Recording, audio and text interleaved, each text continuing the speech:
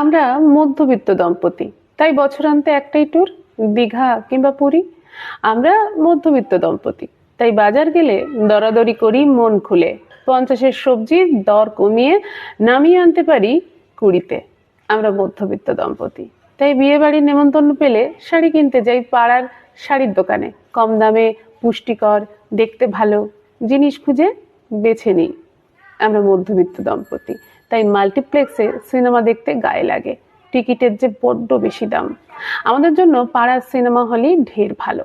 আমরা মধ্যবিত্ত দম্পতি, তাই হোটেলে খেতে যাবার পক্ষপাতী নই তেমন, বরঞ্চ সে পয়সাটুকু বাঁচিয়ে রবিবারের কষা মাংস রান্না আমাদের অধিক প্রিয়।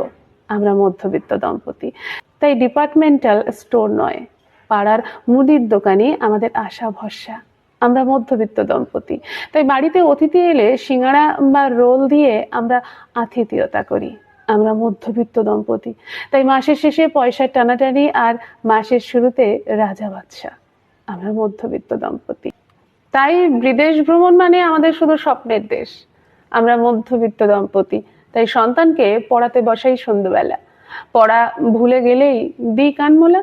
আমরা মধ্যবিত্ত দম্পতি, তাই বিনোদন বলতে আমাদের কাছে মেগা সিরিয়াল আর কেবল টিভির সিনেমা। আমরা মধ্যবিত্ত দম্পতি, তাই স্বামী স্ত্রী মিলে ঝগড়া করি সপ্তাহান্তে একবার। টপিকে থাকে কখনো ছেলের পড়ার খরচ, তো কখনো মাছের বাজারের হিসেব। আমরা মধ্যবিত্ত দম্পতি, তাই আমাদের স্বপ্নগুলো সাধারণ, আমাদের জীবনযাত্রা সাদামাটা। শুধু সাধারণ স্বপ্ন বুকে নিয়েই আমরা বাঁচি, সম্পর্কের উষ্ণতা মেখে, ভালোবাসার ওম জড়িয়ে। আমরা মধ্যবিত্ত দম্পতি, তাই দিনের শেষে সম্পর্কগুলো আমাদের কাছে বড্ড দামি।